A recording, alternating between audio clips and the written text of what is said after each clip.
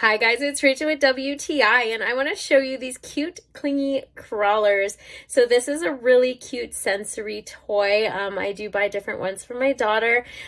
These have so many different functions. It's got kind of a sticky texture to it. If you remember the different kinds we used to have as a kid, they have so many now. I like the fact that it's got just these little squishy spikies. It's fun to just squish. They stick together. You can create different kind of shapes if you want.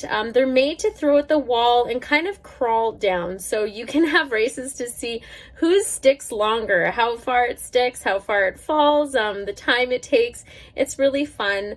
It's got about 6 colors to it, which is cool. My daughter likes to separate colors, so this is one thing that helps her with her sensory. And I like the fact it's just fun to squish. You can put them on pencils too. It's got a little hole on it, so she likes to have them on the end so she can kind of fidget with it as well. So it's got so many different uses, which I think is one of the cutest things because it's just simple, easy to wash too. You just soak it in water. If it does start collecting some dirt and hair, super easy, super cute, super squishy. But that's just my point of view.